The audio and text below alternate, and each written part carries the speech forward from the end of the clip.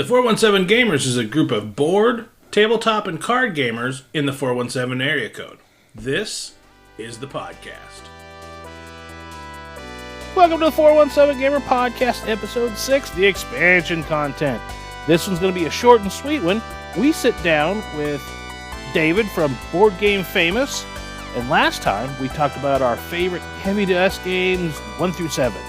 Well, this is the expansion to that. We talk 8 through 14 of our favorite games. So, we're going to get to that, and that's it. In, out, bing, bang, boom.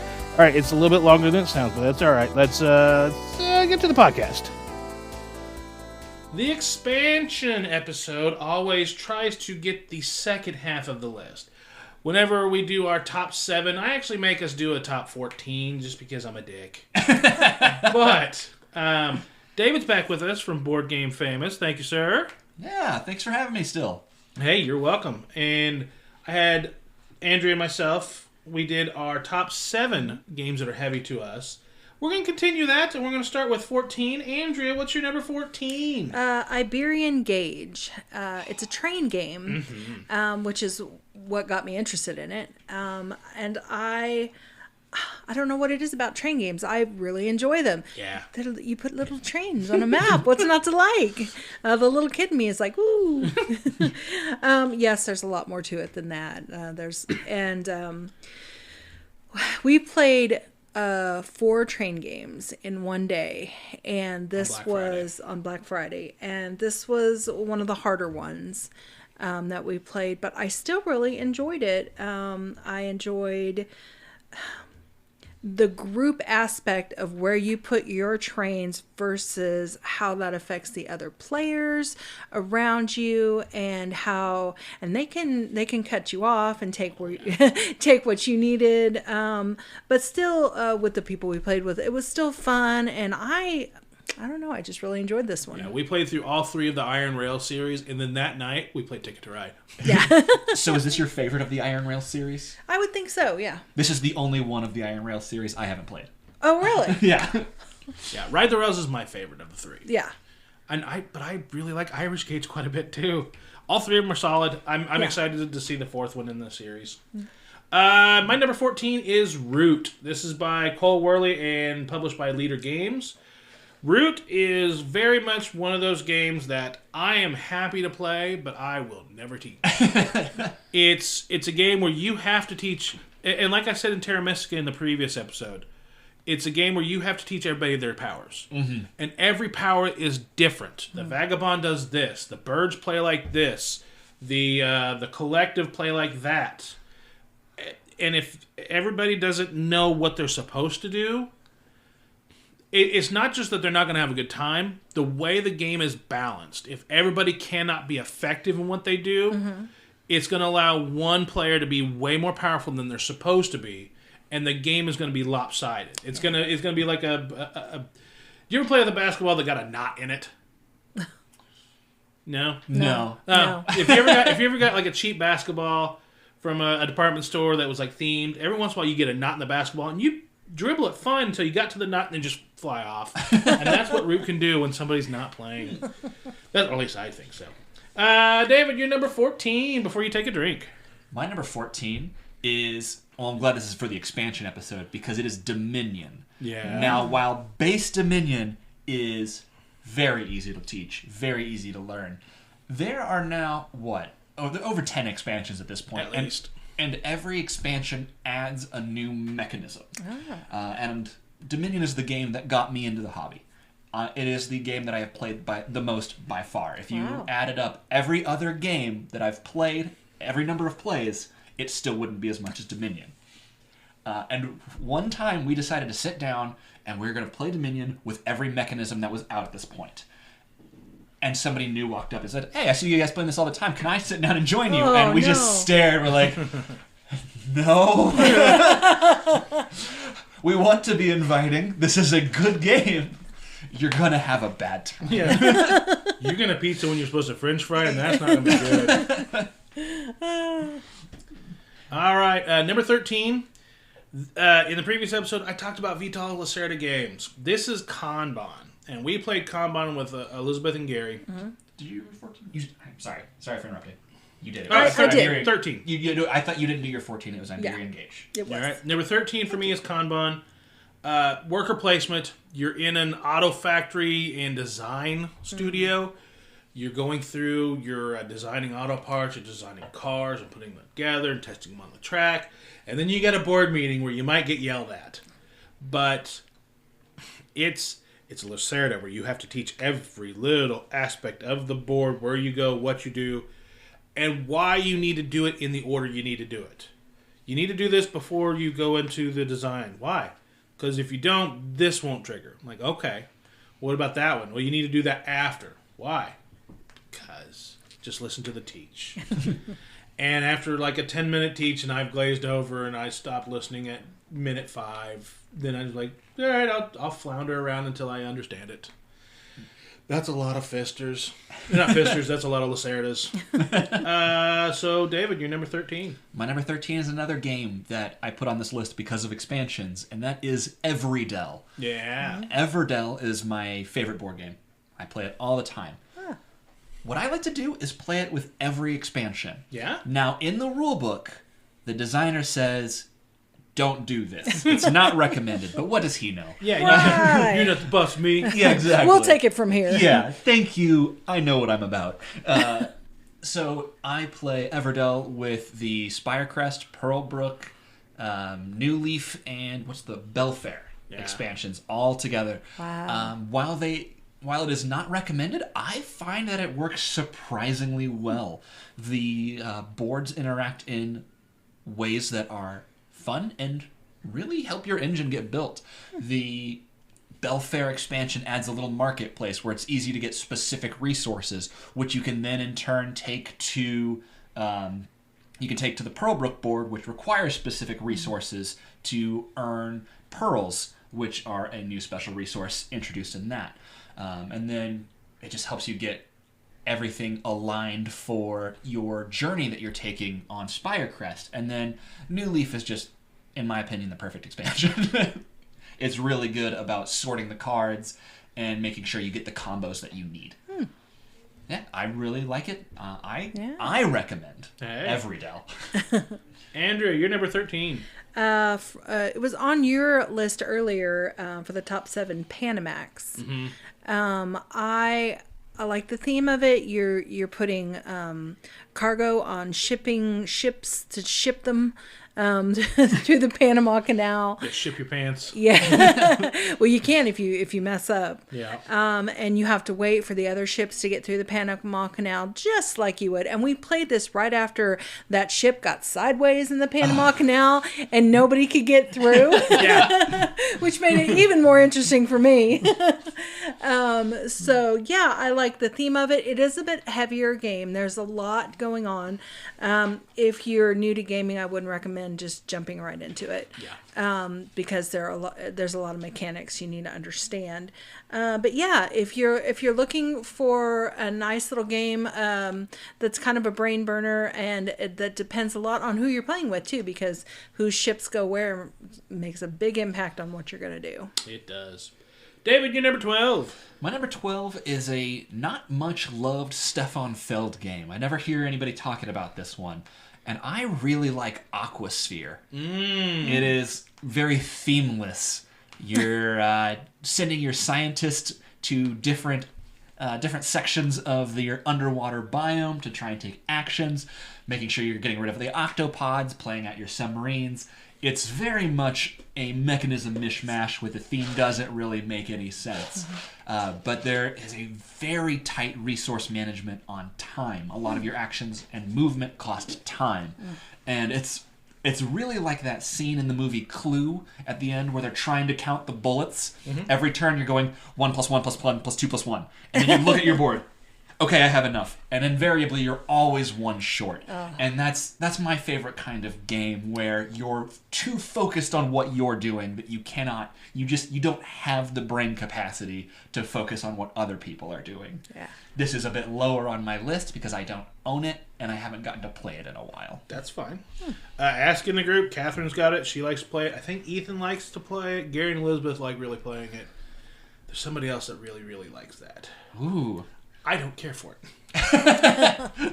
Yeah, you are in the majority, I think. I don't hate the game, but all Felds have they're all fiddly games. Yeah.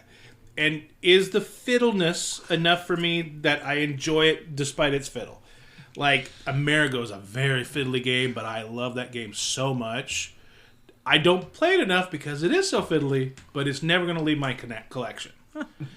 Bruges has got a little fiddle to it, but the game is amazing. And that fiddle I don't even see until Catherine wants to always bring out the markets. And I think the markets should come out sometimes, but not always. But, Andrea, you're number 12. My number 12 is Bus. I remember the first time I played it, it looked like a kid's game, honestly, when I sat down. You got little buses, and the map didn't look that complicated. And it was one of the few times I played a game without you, because you were playing something I didn't want to play. So yeah. Ethan's like, "You want to play Bus?" I'm like, "Sure." There was a lot more to it than that. It's one of those limited turn rounds where if you don't do what you needed to in the first couple rounds, you've really hosed yourself later on. If you don't have your routes planned out in somewhat of a beneficial way, you're never going to come back from that. But it's I like the theme of as the day goes on, the people in the morning, they get on the bus, they go to work, they go to their workplace, and as the time goes on... But they don't go to theirs. They just go to a workplace. Any workplace. And then there's a part where you go to the bar, and that's just like built into the game. Like that's like they assume everyone just goes to the bar after work before they go home. And then when you go home, you just go to a home, anybody's home, any bed, anywhere will work. So yeah, this is an early Splotter, and Splotter games are known for not only their tight design, but they're punishing first couple rounds. Yeah. Roads and boats. If you don't plan accordingly in the first couple rounds, you're hosed. Yeah. Food chain magnate, which I hate with a passion. If you don't pick the right people at the right time, or if you pick the strategy that worked last time and everybody else is doing something else, you'll get hosed that way too. That's another blind spot I have on the heavy game spectrum. I haven't played any Lacerda games. I haven't played any Splotter games. Bus is one of the lighter ones, but it still has a bit of a punishing factor, but it's very fun and funny. It is funny because we were laughing through the whole game because, like, guess time to go to the bar. So, but no, we really enjoyed it. I was surprised how much I liked it. Okay. My number 12 is Great Western Trail, which David had on his top 7. This is Alexander Pfister. Was originally published by Stronghold, but is now being published by Capstone. This has a weight of 3.70 on the BGG whenever you click on the thing. You're going on the cattle drive. It's got, I think Tom Vassell calls it the ratchet mechanic, that you can go forward, but you can't come back on the trail to do your actions as you're going through. You and other people are going to buy buildings and put them on the trail. It's going to make it to where it takes longer for you to go through the trail to deliver your cattle. Your first round of cattle are going to be delivered pretty quick up there. But subsequent rounds are going to take longer and longer because there's more stops to go on the Great Western Trail. Really enjoy it. I like the player board mechanic where you're pulling stuff off and putting stuff on to power up your engines, get more points, take more actions, make your hand of cards bigger. It's a game where it's rewards for doing things, not punishing things. That's why I don't usually care for like Wallace games. A Wallace game punishes you if you're not doing everything perfect, and if you are doing things just perfect, you're still going to get kind of your nose rubbed into it. Like London, are you doing well? Well, you lose some cards. Are you doing poorly? You lose some cards. You take out a loan, and people die. Why? It's Wallace. I might be exaggerating a little bit, but only a little bit. Let's see. Andrea, me, David did 12. Andrea, you're number 11. My number 11 is Beyond the Sun. Ooh. It is basically the board looks like a giant tech tree. Yeah, flowchart the game. Yeah. Or a skill tree, whatever you want to call it.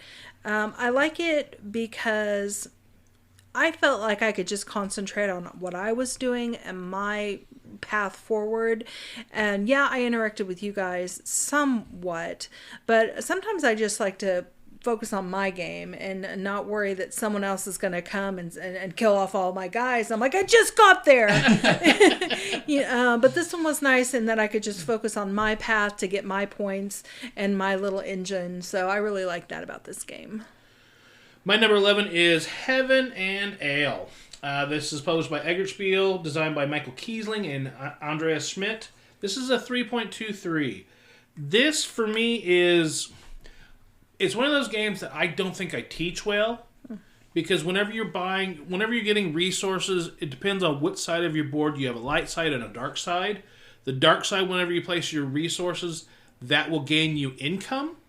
And when you put the resources on the light side, that is gaining you resources. To track your resources, you have trackers on your board. You're trying to get your hops, your wheat, your water, and all these different resources and wood. At the end of the game, all the resources level out, and that's your score. You've got to teach it all, and I don't think I teach it well. I enjoy the game. I can play it decently, but I like the puzzle. The puzzle is sometimes frustrating, and I think the teach for me is more frustrating than the play. But that is Heaven and Ale at number 11. David. My number 11 is Anachrony by Mindclash Games. Ooh. This is a very tough worker placement game where you send your workers out onto the desolate landscape in mech suits trying to salvage what you can and escape before a meteorite destroys the planet. I think I've seen this movie. Oh, you really have. It is a ton of fun. It's another one of those games where you're juggling so much that you just cannot be concerned what other players are doing, and you invariably end up blocking other players. One of my favorite mechanisms in this game, though, is to become first player in the next round, there is an action slot that you can go to, but you can't go there until an action, like a generic action, is filled. Like the build action is filled. Then you can go there, become first player, take the build action. So it kind of creates this game of chicken of, do I need to build so badly that the next person's going to build and I'm going to go last next round? And it's so much fun. I backed this on Kickstarter originally, and it came with a couple of expansions that I haven't had to even need to touch yet. They're still in the shrink wrap because the base game is heavy enough for me. Wow. That was number 11. Number 10. Number 10 for me is Scythe. Designed by Jamie Stegmaier, published by Stonemaier Games. This is a 3.44 on BGG. Scythe this is more for the teach. I grasp this and I can go through. Now, I cannot, if I'm playing against Catherine and Kyle, I'm toast. Those two play so efficiently. Yeah. We got it to where we could get a game in like 30 minutes. Wow. Yeah, especially if it was 3 to 5 players. We could get it done in about 30 to 45 minutes. So much so that we did a tournament the first year it was out. We reported to Jamie how quickly we played, and he said that's not possible. And then the guy in the game, he finished it with Roosevelt at that time, I think in either 15 or 16 turns. And he said that's not possible. And he wrote down, we have a couple guys in our group that play a lot of tabletop or tabletop war games that they keep track of their stuff, and chess, where they mark down what moves they took. He was writing down his moves from the game, and he put it in, and Jamie goes, that would do it. He goes, I kind of wonder where the board state was, why somebody didn't stop you here or here, but yeah. Yeah. So he did really well. He kicked the crap out of a lot of people, took the title, and I think the $25 Metagames gift card of the day. But yes, Scythe is a little bit to teach. The top actions aren't near as hard to teach as the bottom actions, and it's specifically the last action, the follow, the recruit. Enlist, yeah. The enlist option is extremely important to teach, and it's the one that I do not teach it well enough to get people to understand it until mid-game, and they realize how much resources they've missed out on because they recruited the wrong thing. Right. The upgrades is pretty intuitive. Here's a little square. You put it up here. It makes something better down here cheaper, and it gives you something up here better. The buildings are kind of block, as it depends on how buildings are not done very well in the 417 Gamers. We're more of an aggressive group. So we're either enlisting so I can get more resources from you to come attack you, or I get upgrades so I can come attack you quicker. That's a lot of what happens in the 417 Gamers. So I mentioned that. So Scythe was on my list in the top 7. I mentioned that my wife beat me by just a few points. I was the only person that had stars for combat, and she beat me because of the end-game scoring on buildings. Yeah. Yeah, that would not be me yet. I'd have to learn. David, you're number 10. My number 10 is Sleeping Gods by Red Raven Games, designed by Ryan Lockett. I've heard so many good things. I haven't played it. The jury's still out on how I feel about the story aspect about it. There may not be enough there for me to really like the way the story leads you around. I am not a huge fan of open world games. I really bounced off of the game Seventh Continent. I did too. But... I didn't like it. There's like no direction. It's open world. What I really like about Sleeping Gods is that it's all open world, but with a timer. After so many turns, the main story happens to you. And then the combat in this game just sings. It is really fun. And that's why Sleeping Gods makes it onto my list. Just a tangent off that, I didn't like Seventh Continent either, but it felt like there were so many hand slaps in the game. Here's a wasteland, hand slap. Here's something else. You don't have enough to get this resource, hand slap. Whereas something like Xia, Legends of a Drift System, is an open sandbox space game. I think that game is fantastic. Because if you want to go be a dick and be a space pirate and blow people up, do it. You get a bounty on your head. If you want to just be pick up and deliver and go through, do it. If you want to get points by exploring the galaxy and flipping over tiles, do it. But everything out there, there's points and there's rewards. Some are more rewarding than others, depending on how you do it. There are the occasional hand slaps, but they're funny. If you're exploring and you have one more movement to go onto that next tile and not enough to scan it to see if it's a bad tile, yeah, it's up to you. You might be flying into the supernova and dying, but that's on you. Seventh Continent, I didn't feel like there was any of that. No, like, it was all just either waste your time and then a little bit of punishment. And then ultimately, the main mechanism that drives it is push your luck, which is not what I care for. Yeah. It's how much do you want to pull off the top of the deck to see if you succeed this? I don't know. I don't like push your luck when it's a solo or a two-player game, necessarily. It also depends on how it's done, because Quacks of Quellenberg is push your luck, and I love that game. But it also depends, I guess, on the weight. Push your luck in a lighter, fair game with friends, like a family weight game, funny. Doing in a punishing 14-hour campaign, no thank you. Hey, you want to push your luck? No. Andrea, you're number 10. My number 10 is a newer game from 2021, Boonelake. Oh, yeah. This is a fister. Yeah, the first time that we played it was actually up at Geekway. We had wanted to play it, and someone was sitting there with it. It was all set up, ready to go, and he had his little sign looking for players. And we're like, hey, we'll play with you. And he was a fairly good teacher, and we really enjoyed it. There was a lot going on in this game. Oh, yeah. It's a 3.77 out of 5 for heaviness on BGG. You have almost like two different boards that you're playing. You've got a river that you're coming down on this side, and then you've got what would you call that sideboard with all your little actions that you can take? So yeah, you have your little player board that tells you what you can do, and you have a little canoe. Depending on where that canoe is, that gives you your bonuses. Then you have a board that's got lock triggers. You can pull those locks down to give you other bonuses, but you have to have built the locks, and then you have to have the resources to trigger the locks. Right. Then there's also the main player board where you're building up your stuff for Boonelake, where it's kind of area control and you're grabbing resources and stuff like that. Yeah, it was almost like 3 little mini games put together. So there was a lot to learn there, but even though it was late and we were tired, we still enjoyed it, despite how heavy it was and so much going on. And I picked it up, and it's been in our collection. It's been shrunk. And yeah, we'll play that again. Yeah, I don't know that we're gonna. I also got to play that at Geekway. And I'm going to back that up. I also got to try to play Geekway. That one was pretty heavy. Yeah. I think we made it through maybe a third of the game before we ran out of time. Yeah. Brings us to number 9. David, what is your number 9? My number 9 is a crossover. I wanted to say Root by Leader Games. Yeah. Now, I've only played the base game. There's enough complications within the base game. There's 4 different factions that all play differently.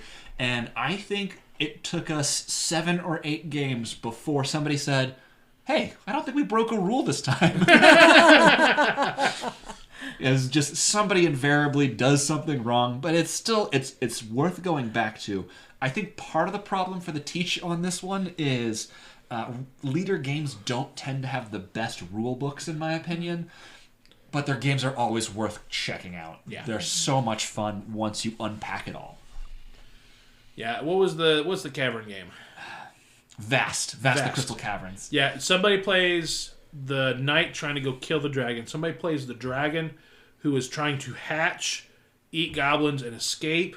And somebody plays the goblins who are trying to just screw with the knight. Somebody plays the thief who's stealing from everybody. Then somebody plays as the cave. Oh. The cave is trying to expand to a certain point and then collapse and kill everybody. So everybody has a slightly different game than the other. Well, actually, a vastly different game. Yeah. Except for I've kind of felt like the knight and the thief's boards were kind of similar. But because I played one, played the other, I'm like, oh, this game isn't very different at all. Then I played the cave the next round. I'm like, okay, this is very different. But yeah, Root it's a fun game. It's funny because it's cute looking. Mm-hmm. And Leandra was on, and she does not like Root. I'm like, yeah, it's a war game. She goes, it is a war game, isn't it? And I said, yeah, it's kind of developed off the Coin series, which is Counterinsurgents or something like that. Counter-operative, insurgents, something. There's a lot of war games that are built off of that mechanism. And she goes, oh, that's why I don't like... Because she doesn't like super attacky games. Mm-hmm. Unless she just gets to attack Ben the whole time. She's fine with that. Andrea, you're number 9. My number 9 is Endless Winter. It's a newer game. It's from 2022. Basically, it is in the Neanderthal time. You know, you've got your woolly mammoths and your saber-toothed tigers, and you're trying to build your little hut and feed your people. And a part of the game is by feeding your people, you have to there are all of the animals from that time, like the woolly mammoth, and so you can collect them, and then you have the choice to kill them and eat them to feed your people. And I'm like, I'm not going to do that. So I ended up just having this preserve of endangered creatures. Because I'm like, oh, these are valuable. I'm not going to kill them. What are we going to eat? I don't know, there's grass. Yeah, you're fine over there. But it was at the end, the more sets of animals you collect, the more points you get. And so at the end of the game, I had so many animals. They're like, well, okay, we're adding up points. How many animal sets did you have? And I'm like, 10, 20, 30, 40 points. just in my animal groupings. Ben was like, I've never seen anybody go with Neanderthal Zoo before. But there was a lot going on in this game. There was an area. This is another game where there were different boards, almost like mini games that you were playing. There was the main board. There's your own player board. There's a separate player board where you put up huts and you stack tiles for area control, where you get bonuses for doing that. There's a lot going on in this game. I would definitely recommend it for someone who likes that type of game. For sure. This was the third game with worker placement deck building crossover that came out pretty quickly. Mm-hmm. It's the only one I haven't played. Arnak Dune in this one. Yeah. Number 9 for me is Tzolkin. This is published by CGE in 2012. Designed by Simone Luciana and Danielle Tassini. Tzolkin is the Mayan calendar, and it's a game where you put your workers on these plastic dials, and the next round, the dials all turn. And it depends. Every round, you're either putting workers on the board, or putting a worker on the board, or you're pulling workers off. And when you pull off, it depends on where on the dial it's fell to what action you get to take. Either gathering some corner wood to feed your people or build structures, getting crystal skulls to sacrifice them later for victory points, getting some technologies that help you get the other stuffs. The decisions are very interesting. It's a game that was on my shelf forever, and I finally let it go, and then we played it with some friends. I'm like, oh, I missed this. I might have to get it again and not teach it. It's beautiful, too. Yeah. The Mayan design on it, as you spin he painted that. his. Oh, it was just gorgeous. Yeah, he painted his dials, and they look really, really nice. Beautiful. That was the number 9, so that brings us to number... Did you do your 9? He did. I did. It was Root. Oh, yeah. That brings us to number 8. Andrea, what is your number 8? My number 8 was also my heaviest game. It's a 3.92 out of 5 on BGG, and that's Alchemists. I had never played a game like this before. It was completely different. It is your potions. You're making potions. I like the theme of the witchy, with the Eye of Newt and the leg of frog and stuff. There was also a phone app that you could download to scan your cards to see if mixing two things together would produce the potion that you wanted it to. And I highly recommend it, because trying to run this without it, I think would have been brutal. I thought it made it even more fun. I enjoyed it. Yeah. You've got this your own little board where you put up a shield around so no one can see what you're doing as you're trying to figure out what ingredients make what potion. Almost like what you're talking about Clue earlier. You've got, I remember, did that and that go together to make that? So you're trying to remember so many different things about the ingredients. I was really happy with this, despite the way I don't gravitate towards the heavier games. But this one I really enjoyed. Yeah. Seeing which ingredients came out with a positive influence over a negative influence. And yeah, I liked it and I would play it again. I don't know that I want to own it. I could see that. Yeah. My number 8 is War of the Ring. This is published by Ares Games. This is Lord of the Rings in a box. Very fun. A bear to teach. It's 2 to 4 players. It's either 1v1 or it's 2v2. I've played it both ways. Sam in the group, before he and his wife moved to California, he loved this game. This was one of his favorites. He got to play both sides of it. And I played the Nazgul the one time, and I got to catch the hobbits for stealing our damn ring. That was fun. He was not happy. This is a 4.2 on BGG. Wow. Designed by Roberto Di Meglio, Marco Magi, and Francisco Nepotilio. It's a bit of a teach. Find you a video, have that teach you, because I'm not going to do it. Are you excited for the Dune version that's coming out? No. Okay. I didn't know. I didn't read the book, so I'm not tied to the universe, and I think that... I don't know if that colored my ideals for the Dune game. When we played the Dune game, like, this is nice. Mm-hmm.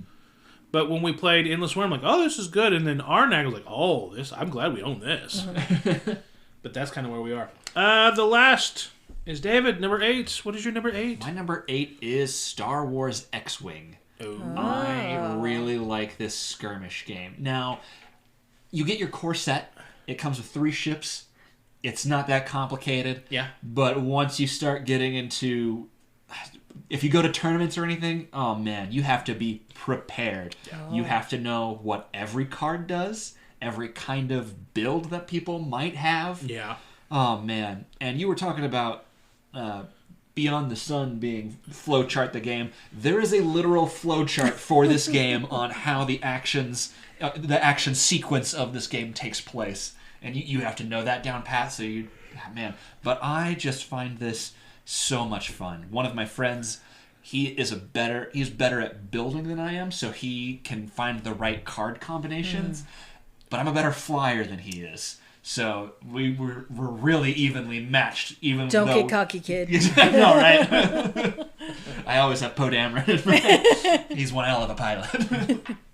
Yeah, I just absolutely love X-Wing. I have not made the transition to 2nd edition, which it doesn't... I don't think it ups the difficulty, but it might up the difficulty in understanding it, because in 1st edition, cards have a point value. You build your set up to a certain amount of points, but now in 2nd edition, cards have variable points based on what ships they're attached to, which makes sense, especially in a balance perspective.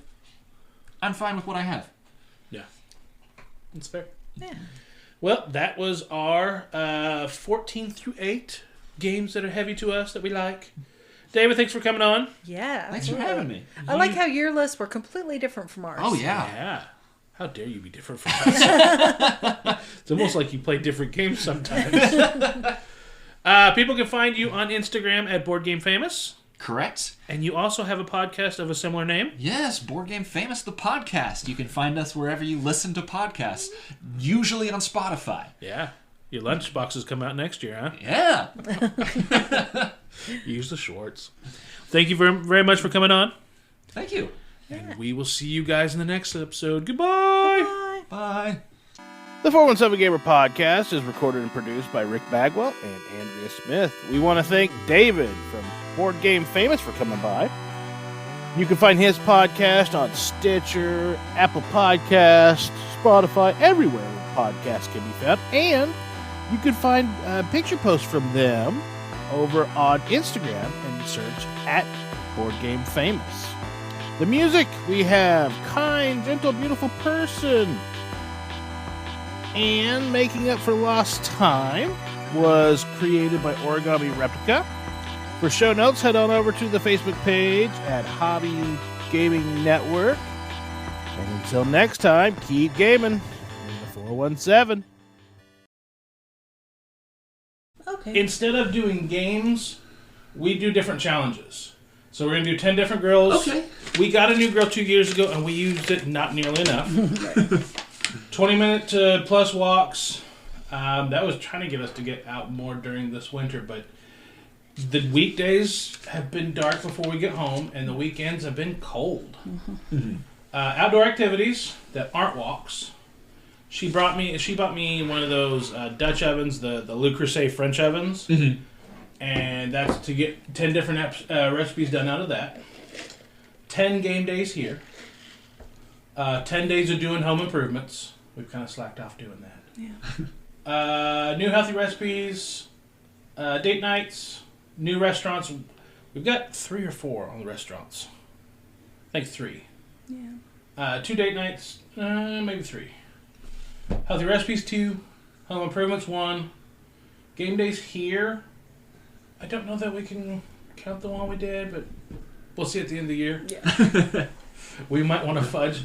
The one that's blank, we were trying to think up, that's going to be game days with family. Okay. Nice. My